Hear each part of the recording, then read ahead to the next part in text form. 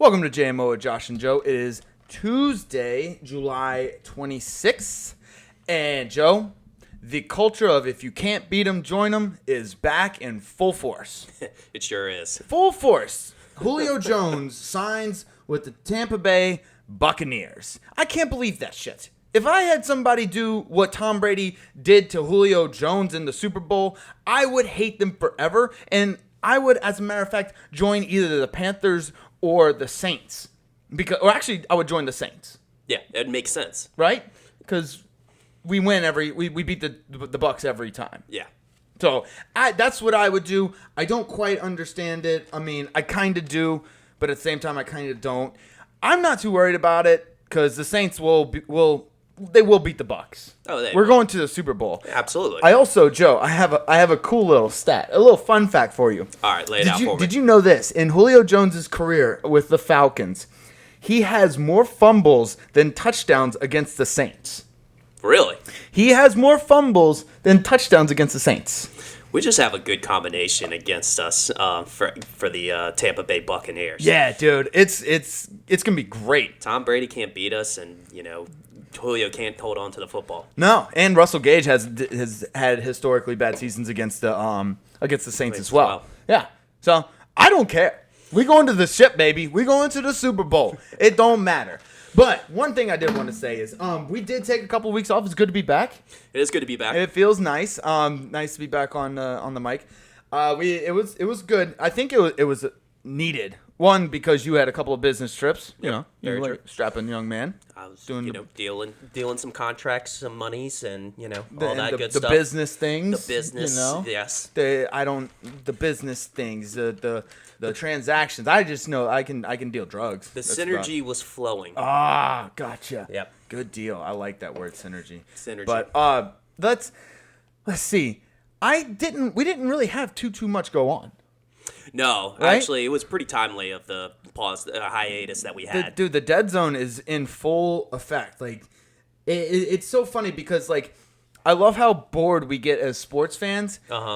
That we need to start just throwing up random statistics, like especially with the NFL, because like we just want we're having like bad withdrawals from the NFL, and we need a fix. So what we do is we just start throwing out random things. Like one thing I saw Mark Sanchez, the former quarterback for the Jets, the butt fumble guy. Yep, butt fumble. Mm-hmm. He has more playoff wins than Lamar Jackson, Dak Prescott, Kyler Murray, Derek Carr, and Kirk Cousins combined. Wow. Right? But like that kind of makes sense because he went to like 2 AFC championship games. Yep. But like who dug that out of their ass? Like, somebody was really bored. We get so bored. I mean, that's a deep rabbit hole right there. Yeah, dude. Like, I mean, so first of all, you got to be obsessed with Mark Sanchez. Yes. He probably just likes butt stuff. He does, and he's been trying to find a way to justify, why Mark Sanchez is one of the better quarterbacks in the league, and that was it. He found it. Good. Yeah, Props good. to him. Butt stuff is back. Yeah, butt stuff is back. All the way back. Let's see. Let's do some actual NFL news. Let's see. We've been gone for a couple of weeks, so a decent, not really much has happened, but a decent bit of minor things has happened. Has accumulated. Yeah. The one thing I want to start with, besides the Julio stuff, is so the Arizona Cardinals, they pretty much put Kyler Murray in detention. He's in detention right now. You remember in high school you get detention for being a bad kid? Yep.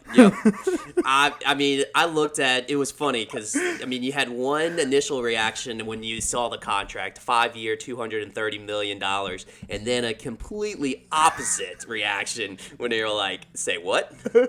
Independent study? Independent study."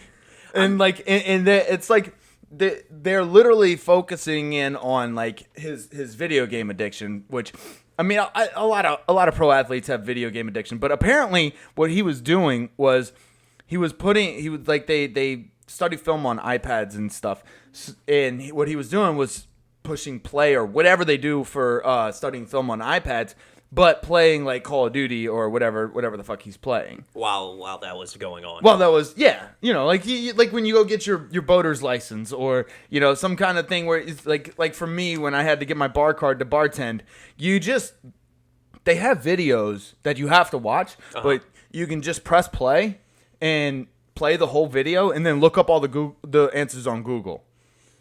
There you go. So you don't actually have to do anything. Yeah. But it's just time consuming because the whole thing takes 4 hours. But that seems like a very easier process than actually having to go through like a whole NFL game. Right. Oh, and I'm actually paying for these licenses. He's getting paid millions of dollars to play quarterback. Yeah. Like you gave me a call. Like I get paid. Some of my jobs I've had, I've gotten paid like minimal amount of money per year, and I've studied for them. I've studied my ass off for some of them. Yeah. This guy. It's just the fact that like all the short jokes, he looks young. He's a phenomenal quarterback, but it's just hard to not make that high school comparison, high school kid comparison. It's so great. Yeah. Also, like how are they going to monitor this? I don't know. I mean, does he have to like film himself?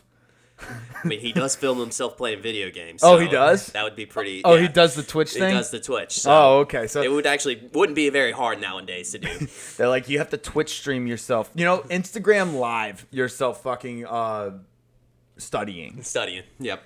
And oh, man. That's great. That was one of the fun parts of this Dead Zone. Do you have anything else on Kyler? I want, if you have any more jokes, that would be fantastic.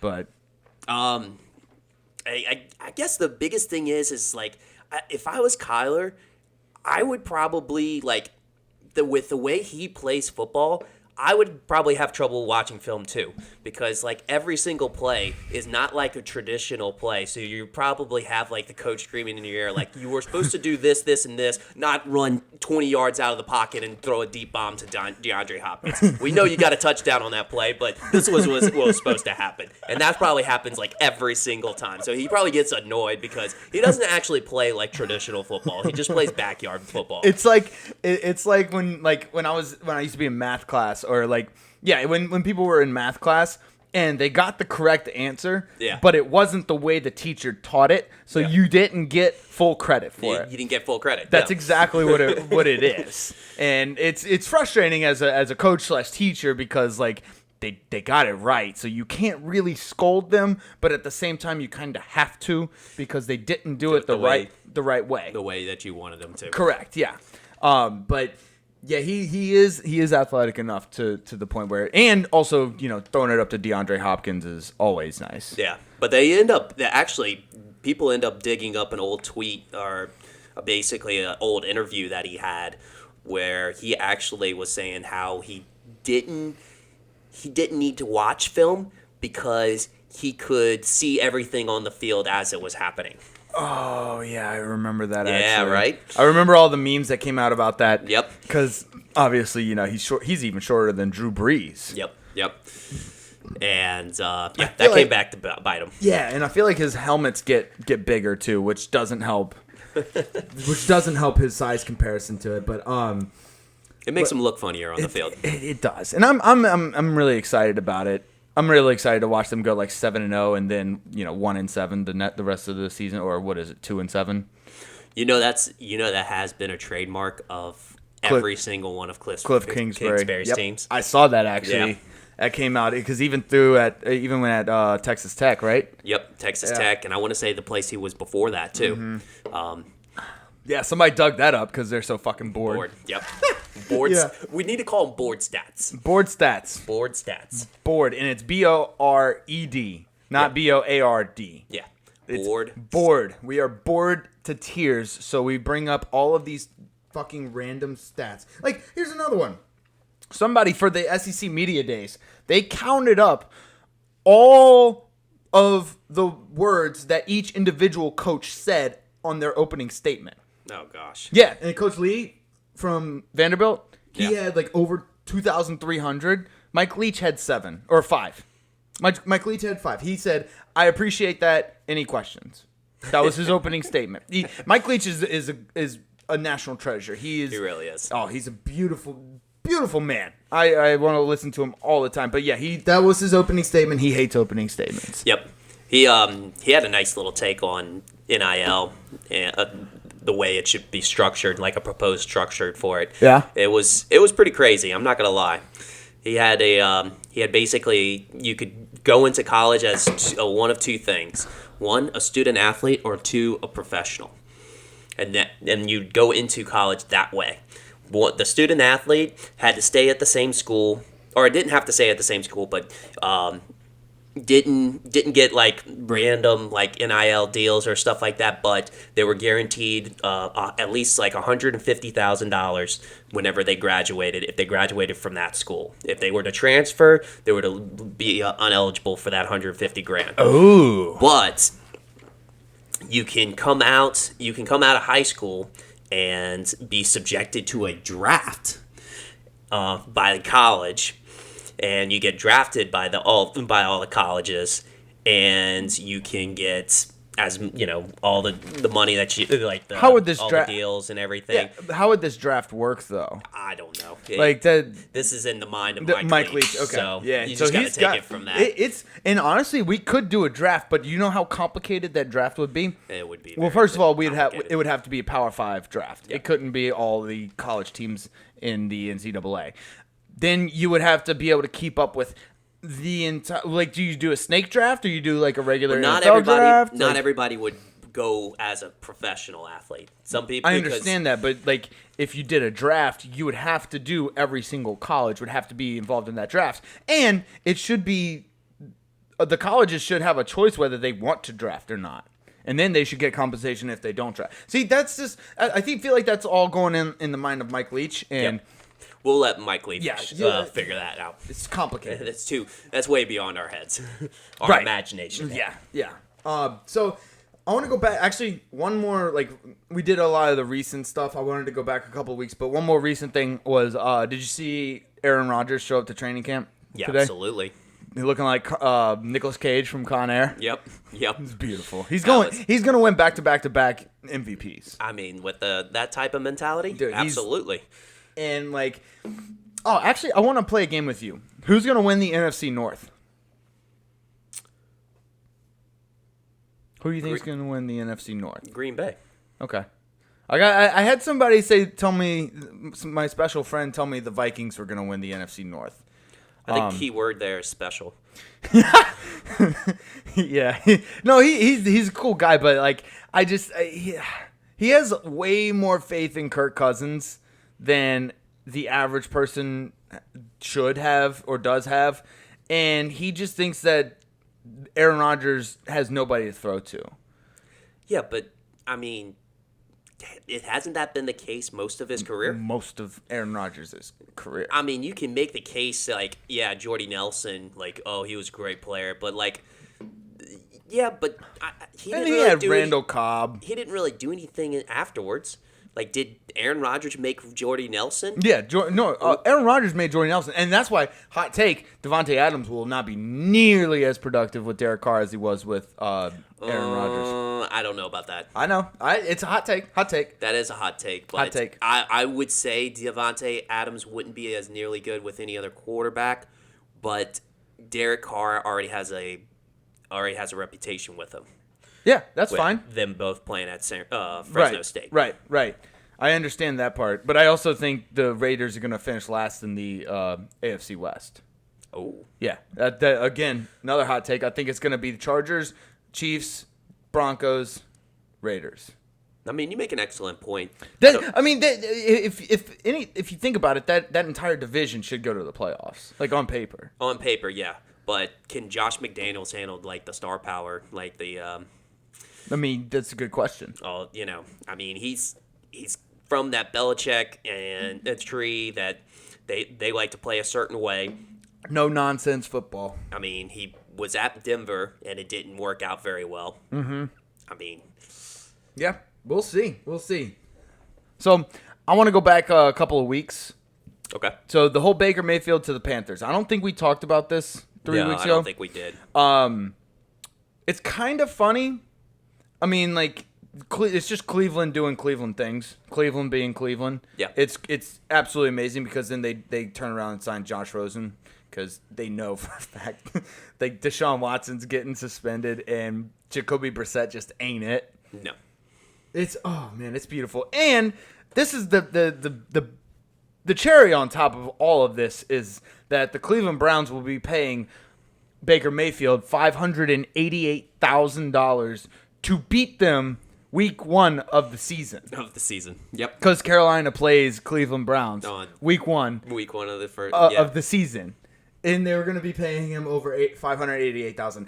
It's just like you can't get more Cleveland than that. Like they're like, oh, we won a playoff game, so we're not Cleveland anymore. We're not that type of Cleveland anymore. No. You're just Cleveland just built you up to think that you had a chance, and then they destroy you with this ginormous fuck up that is Deshaun Watson. Yep. We talked about this already. Yeah. Just the bigger the climax, the harder the fall. The harder the fall. Yeah, it's just. Oh man, I feel Cleveland gonna Cleve, man. Cleveland's gonna Cleveland. Yep. I feel for him, but at the same time, like, you got to figure something out. Move the team. Just move the stadium. Actually, just move the stadium. Get a new stadium. Get a new helmet. Be like Chicago. They're moving the stadium 30 miles away from the original Soldier Field. Yeah, actually, you should build your own island in Lake Erie and just put a stadium there. And the only way people can get to it is if they boat to it or fly to it. Drop you in a helicopter or parachute down into it. Just do that, Cleveland. Do something. Shake it up, man. Like, you got to fucking shake it up somehow. Just do something. Yeah. Do you have anything else on Baker Mayfield? Because, like, that whole Sam Darnold thing is going to be, or QB match with Sam Darnold is going to be fun. Yeah, that's going to be fun to watch. And not fun as in, like, entertaining. Fun as in, like, funny. It really is. I just kind of see Matt Rule being that type of coach that will just interchange. If one of them's doing bad, he's just going to yank one and then throw in the other. So we're just going to have this rotation of Sam Darnold and Baker Mayfield all entire season, which would be awesome. It would be the epitome of mediocrity. Interceptions thrown everywhere, all over the place, and then like both of them just getting fucking pumped up for no reason. So Leonard Fournette, our boy, he looked a little chunky. He was a little chunky monkey. He was 260 pounds. He's packing on mass. Oh, is that what it is? Yes, he's tacking on mass, and then he harvests it in training camp. That's how I'm gonna look at it. Yeah. Did you see him tweet out that picture? Oh, He did lean into it. He leaned into it. It was great. Man. I will have to say, props to him. Good for him. He could have went one of two ways, and I think he went the correct direction. Yeah. Yeah, dude. Did you see okay. I wanted to save this for last, but I don't want to put it off anymore because we haven't talked about it, and it's kind of old news, but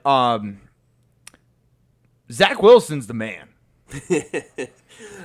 According to the internet, Zach Wilson's a dog. He's a dog. He got that dog. He got that dog. So apparently he allegedly banged his mom's friend. Yes. Which is great because not only is he Mormon, but I mean he's cougar hunting, which is I think you get so much more respect in the dude community if you go cougar hunting and you kill a prey, or like you accomplish your goal. Yeah, I guess. You take one down. You take one down. I'm sorry. You take one down. Down. My apology. We'll edit that out. But yeah, so I do think you get a little more respect, especially when you look like an I'll say 19. He looks like a 19-year-old boy. Yeah. Just for his mom's friend. He looks like a 19-year-old boy, so you're good. You're good in all of the states of Louisiana or the United States. That's exactly what I was thinking. Like, it just makes it that much funnier. Yeah, dude. It's like the high school kid, banging the teacher. Yeah. Yeah, like he's got Eddie Van Halen in the background playing "Hot for a Teacher."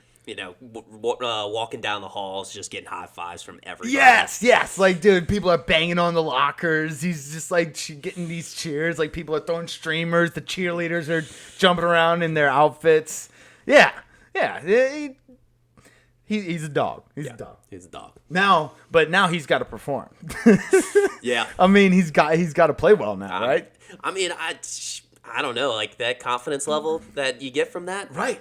I'm sure it will come out. I think so too. I hope so. That's what I want to happen. That's probably he's probably feeling it this offseason, and they just kind of splurged off the field as well. Right.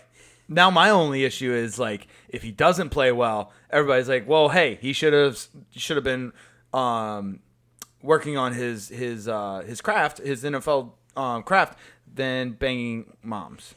So he was exhausting himself on the offseason. Oh yeah, see, but I think he was doing cardio. I mean, that's true. He's just getting himself in shape. What else you got for the NFL? Well, the Patriots refused to name the Belichick refused to name a offensive coordinator and defensive coordinator. I'm glad you corrected yourself and said Bill Belichick and not the Patriots. Yes, exactly. Bill Belichick, which he's just being honest with people. He's like, I call all the plays. Yes. And honestly, I respect the coach more for that. Yeah. I do. Like if you got a coach who lets his coordinators do things, then I can't really think of an example of it, but there's coaches out there who let the coordinators do things, but they still take that role on as the head coach. Bill Belichick, he does everything. And all he does is groom the next offensive or defensive coordinator for a head coaching job. And you know what? I think I have to think any move that Belichick does, there's a higher Belichick thinking to it. And I think that's exactly what it is. I think he's tired of all of his assistants that, at least help him. He likes his assistants and, because he's pretty particular about them. And a lot of them that don't pan out as good head coaches come back. I think this is a ploy to try to limit the amount of people that get hired on.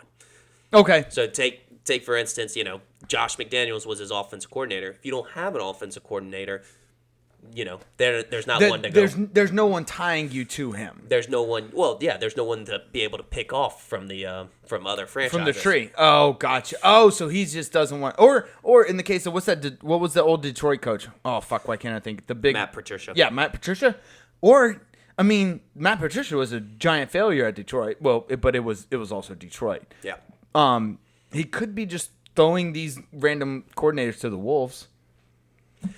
I don't know if it's him throwing it to the Wolves or the other franchises they want another Belichick, so they're trying to doing everything they can. Yeah, and meanwhile he's like, look, there's only so many guys that I actually like in this world, so quit taking all my assistants. He can count all of them on two hands. Yeah, exactly. They're on his coaching staff. Right, and he didn't have room for any more, so that's why they don't have an offensive or defensive coordinator. No. Got it. Okay. Belichick's gonna Belichick, man. Chris Carson retired. I know. That was sad to see. Yeah, me too. I kind of liked him. He wasn't as productive, but I mean, I guess he did get injured. Got a neck injury. I'm glad. That's fine. You know what? Neck injuries aren't anything to mess with, so Nope. I'm okay with it. No. I'm okay with it. I am gonna miss him. I like Chris Carson. I do like Rashard Penny, so I'm okay with that. Honestly, for fantasy wise, I really wouldn't touch anybody except for DK Metcalf on that team. On Seattle. Yep, officially, I wouldn't touch anybody. I wouldn't even touch DK Metcalf, honestly. Yeah, and maybe not even that.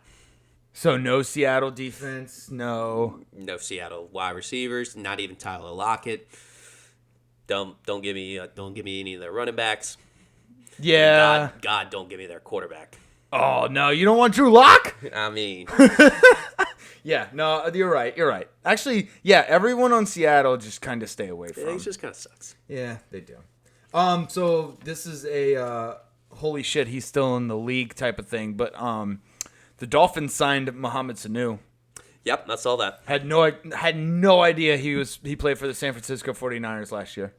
I love those moments where you're just like, wow, he's still in the league? He's still in the league. I kind of had the same moment with like Randall Cobb, but like at the same time I was like I knew he was on Green Bay Packers. Like it's like Greg Jennings. Yep. Like, Greg Jennings is still on the Green Bay Packers in my brain.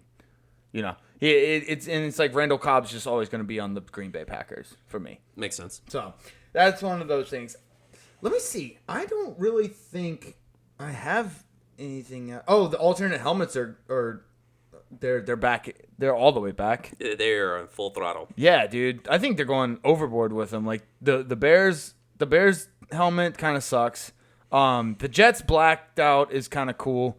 What else? Philly's got a blacked out helmet. Yeah, see, there's too many of those. There's too many blacked out ones. Yeah, the Cincinnati whiteout ones are dope. See, that's what you have to do. You got to go the opposite end of the spectrum. The Cincinnati whiteout jerseys are fucking amazing. Now, I also think that they should do these alternate jerseys / helmets one game of the year. One game, because if you do it anymore, then it's just like you got too much of a good thing. It's kind of like the NBA does the alternate jerseys like 10 games out of the year. Something like that. I think you need to just do one game. One game. And it would be cool because everybody's like, oh, alternate jersey game. It's like one time out of the year. It's a special thing. It's a special game. Yeah. So that's... I don't know if it's 10 games out of the year, but it's like... At least that's what the new Pistons jersey is. You saw the new Pistons jersey? Oh, it's the throwback. They're fucking dope, but everybody's shitting on them. Yeah, but that's NBA. NBA, you got like 80 games, so like right. It's like that's what I'm saying. Like it's gotcha. Just.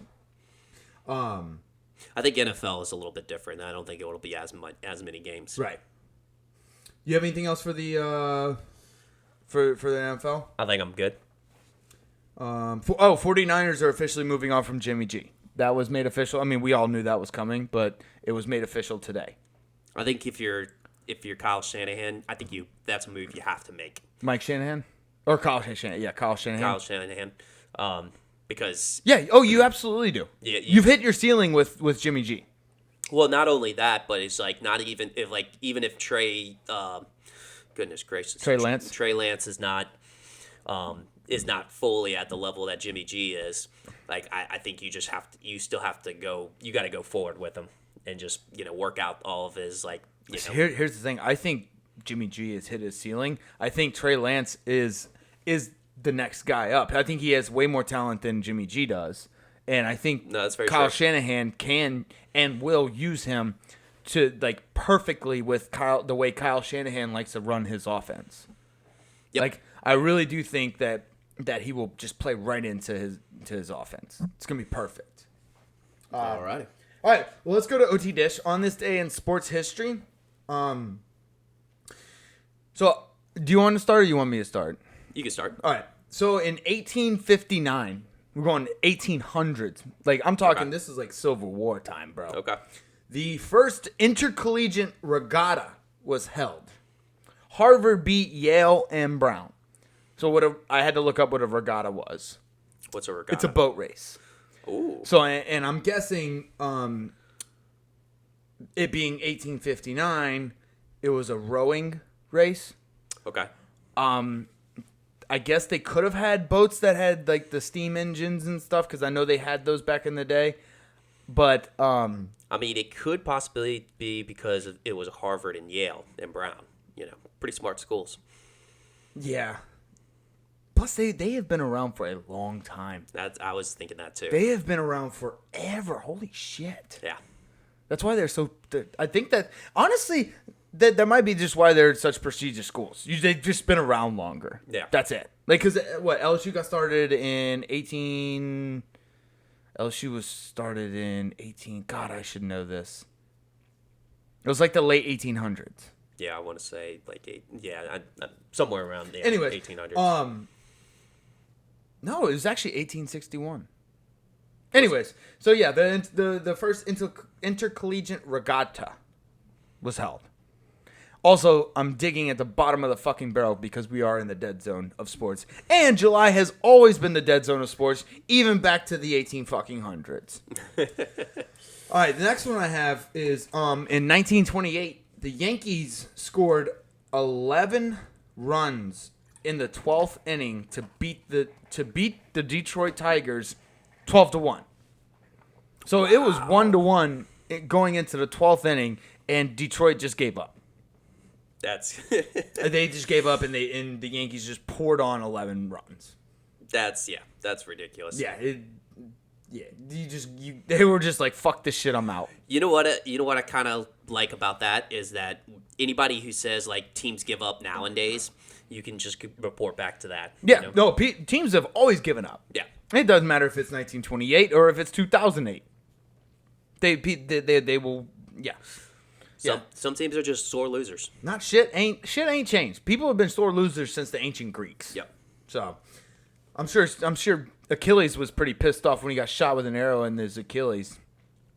That's very true. He probably was a pretty poor sport about that. It's like, I've killed 700,000 people, but I had to get shot in the Achilles and die. He was pretty bummed He's about probably that. one of those that was like, no, you can't do that. You can't do that, man. That's not fair. They dipped me in the fountain of immortality, dude. You can't kill me. Okay, yeah. So that happened in 1928, and this is my favorite one. In 1952, Mickey Mantle hits his first Grand Slammer. Come again? In 1952, Mickey Mantle hits his first Grand Slammer. Grand Slammer. Grand Slammer. I think we have shortened the term to Grand Slam these days, but we need to go back to We need to go back to the Grand Slammer. There's just certain terms back in the day that people use that we just need to readopt and set in stone, cement it. Grand Slammer is one of them. I think that would be good for the game of baseball. Yes. Do not abbreviate Grand Slam anymore. It is a Grand Slammer. You know, just like it, even just coming up with new like terminology for different things. You know, because like think about it, scoop and score. That wasn't always a thing for football. That's kind of came around more lately as far as a term for a fumble that turns into a score. Yeah. And then like a pick six, that becomes like a big identifier for, you know, an interception that's run back for a touchdown as well. So like do the same thing for baseball. Yeah. Yeah, let's do it. I mean, they have a 1,000 terms for baseball, but I like these older terms. I like the older terms. I like the older terms. Sometimes it's just the KISS method. Keep it simple, stupid. Yep. What you got? Alrighty. Well, we got in 1992, Nolan Ryan strikes out his 100th batter for the 23rd consecutive season. That's I think crazy. he's like the best. I think he's the best. But also, I don't know. I thought Nolan Ryan played in like the 60s. Well, I mean, That's just my time warp of baseball is just not all there. I'm not all there with baseball. He was playing in the 70s. So he just 23rd consecutive season. According to those numbers. That's insane. Yep. Played into the 90s. Yep. Did not know that. All right. And then the next one I've got is, this one's not really much about the stat, whereas it's the name. But in 1987, there was 3 people inducted into the Baseball Hall of Fame. Billy Williams, Ray Dandridge, and Catfish Hunter. Billy Ray Catfish. No, it was Billy Ray Catfish. Nice, I see what you did there. Yeah. But yeah, no, Catfish Hunter. So there was an actual person named Catfish. Was that not was it a nickname? It was a nickname. Oh, it was okay. Jim Catfish Hunter. But everybody called him Catfish Hunter. He actually inspired a song by Bob Dylan called Catfish. Was the song by Bob Dylan Catfish like girls faking out guys on the internet? I don't know. We'll have to listen to it. He probably faked out some girl. He probably like made some girl think he was someone else. And that's where the term catfish came from? Yeah. Like when you catfish somebody on Tinder or something? I know he got lost, and the story is, it's not confirmed true, but he got lost when he was a little kid, and his family scrambled around to find him and end up finding him like by the lake with like a string of catfish. Oh. So it's a more literal term. It was actually more literal term, but okay. Well, no, in my mind, he started the whole catfish thing. You know what? That could have been. I think it was. Yeah. Yeah. That's why it's called catfish. That's exactly what it is. Yeah, I'm just gonna keep going with that. But what else? Alrighty, and then in 1984, make sure remember that. That is key in this one. 1984.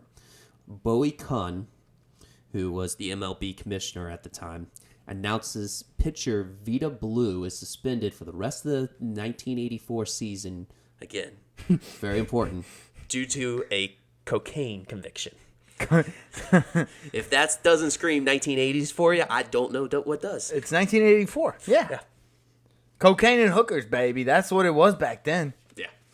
I think, like, I don't, this is kind of unfortunate. Well, it's unfortunate depending on who you talk to. But, you know how, like, mullets are making a comeback? Like, the really, really bright colored clothes. It's very true. So the 80s are making a comeback in a sense. Yep. And I think cocaine is also making a comeback.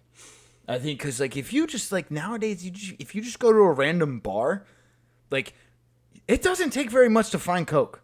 Like, everyone is doing... That's one of the crazy things that hit me when I became an adult. Is, like, not everybody is how my parents said they were. They're not like, all responsible and churchgoers. And they drink. And B, they do a lot of cocaine. I actually am going to say there was actually a dive bar that I just recently went to.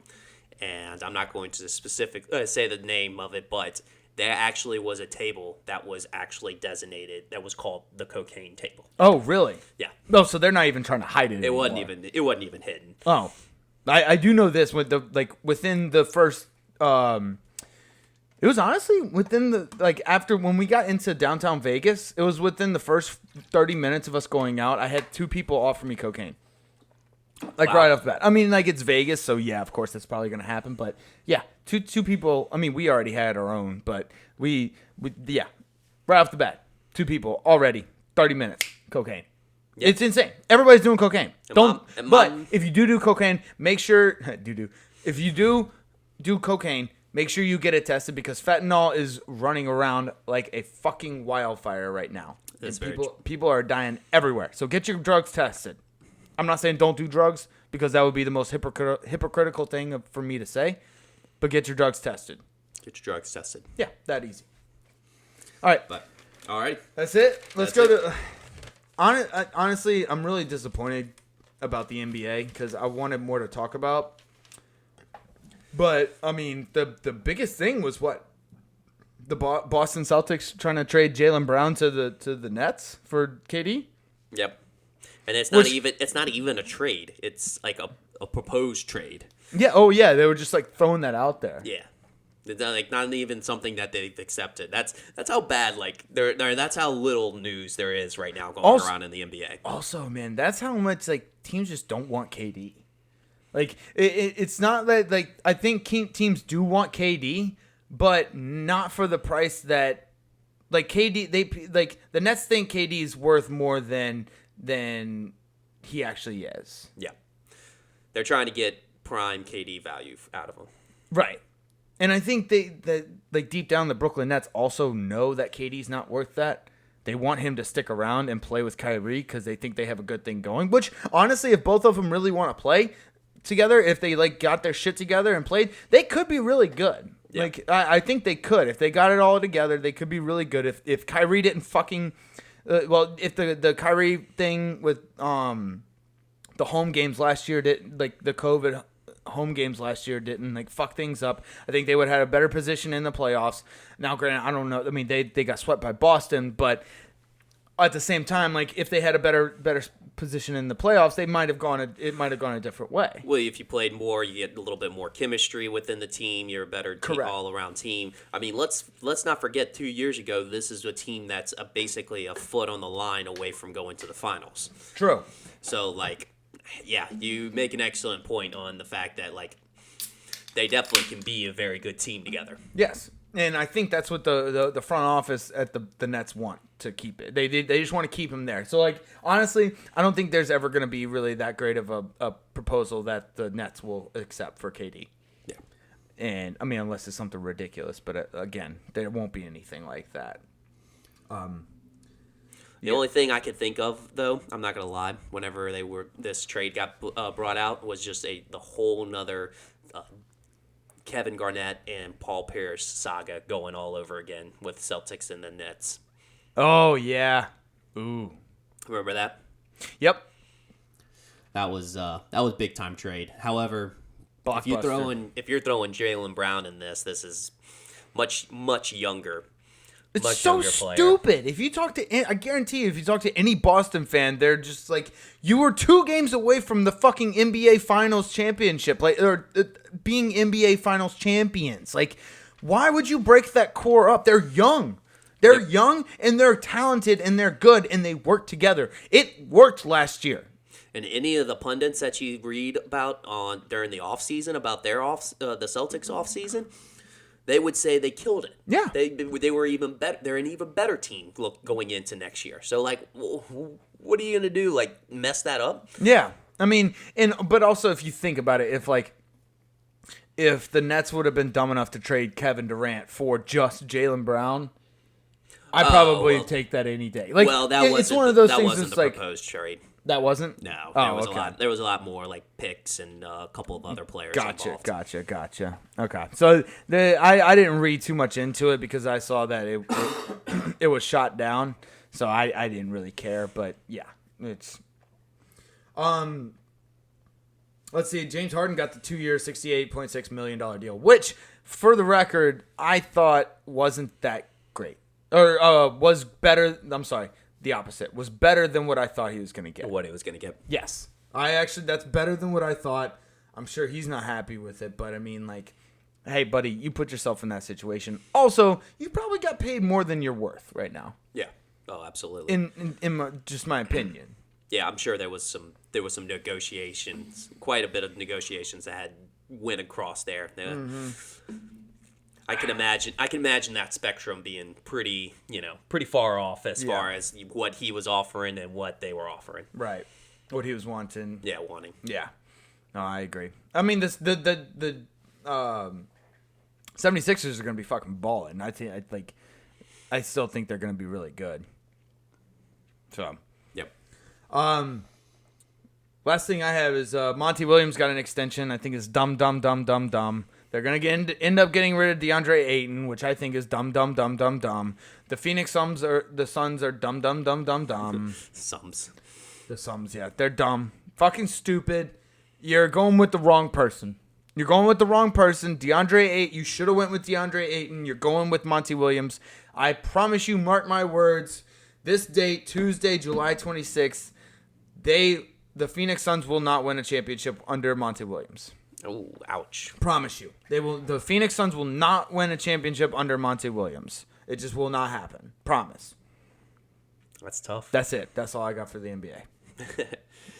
You see our predictions with our Vegas guys, with the rookies right now, not panning off so well. Yeah. With Chet Holmgren. Our prediction. Well, yeah. That was a bad take. And Keegan Murray. Yeah, because Keegan Murray and Chet Holmgren are both balling out right now. But I'll have to say, it is still early. It's Summer League. Summer League. And here's the thing. I like Chet Holmgren. I like him now. He's a firecracker. Let's put it that way. Yeah, but I also think he's kind of a bro. He's a bro. Yeah, you saw he doesn't do interviews without his at least one teammate. Oh, I didn't know that. Yeah, so he won't do a post-game show or a post-game interview without at least one teammate. Yeah, that's true, bro. Yeah, he's a bro. So I like Chet Holmgren. I know I tweeted out that he's gonna be shit, and then I actually commented on my tweet and said, "Well, shit," because he's fucking balling out. But I've been swayed. I've changed my opinion on Chet. Oh, that was quick. So, hey, look, you know what? You took some time. You took 2 weeks. Think about it. Yeah. You're able to... But here's the thing. I also know that, like, the second he sucks, I'm going to go right back on it. Okay. So, yeah. Hey, you're honest. Yeah. You got anything else on the NBA? That's it. All right. Let's get to some other news. There was a couple other things. Cam Smith won the Open. Yep. It was the first time someone with a mullet won the Open since John Daly in 1996. Another one of those boring facts. Just or bored facts. Bored facts. But I mean, I was entertained by that because like it's just the 80s are really, like we alluded to earlier. The 80s are really just coming back. They're just coming back around. in full force. And that dude's an Australian. Cam Smith is Australian. I think the 80s are coming back because the 90s did not work out. Like Yeah. the 90s were supposed to come back at the beginning this decade, and it was like, nope, this isn't working. We're gonna switch it up. Go back to the 80s. Nobody wanted to wear the Jenko jeans or whatever they're fucking called. It was just like the music was cool. I'm a big 90s music guy. Yep. But I had this like the baggy style, which is not doing it for me, dog. Not doing it. Yeah, Cam Smith had like, I don't know if you watched the Open or not, but the back nine on Sunday, nobody was beating him. Really? Nobody was beating him. It just lights out. Oh, it was just amazing. I think he had like 7 of 9 birdies or something. Yeah, so everybody wanted Rory to win, and I'm not gonna lie, I kind of wanted him to win too, but he didn't play. He didn't even come in second. He didn't play like he should have won the Open. It was Cam Smith. Cam Smith played like he should have won the Open. Yeah. One thing I did notice, it's tough. It's tough watching Tiger now. It's you know it's the end. It's the end. I know. And like his walk on the 18th over the bridge and down the fairway at St. Andrews. It was pretty emotional. It was pretty epic. The two golfers, I know one of them was Max Homa. I can't remember the other one. They kind of let him go way up in front so that he can get his ovation and everything. And it was emotional, but it's like you put down old Yeller. It's got to be done. It's got to be done. It's got to be done. He's like one of the greatest golfers of all time. He had a great. He's gonna be my favorite golfer of all time. Yeah. A lot of great memories. Yeah, he's done. I think he's done. My favorite golfer to watch right now is Jordan Spieth. Just because his scorecard is absolutely insane. He'll go eagle to bogey, par, birdie, double bogey, triple bogey, eagle, and then birdie. He's got that Ricky Bobby mentality. Dude, either first or last. Yeah, first. Yes. Oh, that's good. He has got that Ricky Bobby mentality for all of his shots. It's just like, yeah, I'm going for it. I'm going for it. If you ain't first, you're last. Yep. So, yeah, all right. We figured out Jordan Spieth. Good deal. Nice. Jordan Spieth just watched Talladega Nights one too many times when he was younger, and now he just plays golf like Ricky Bobby. Just lives by it. Yeah. Yeah, I like it. What did you have anything else on the Open? No. Okay. So tell me you don't want to play with a team without telling me you don't want to play with a team.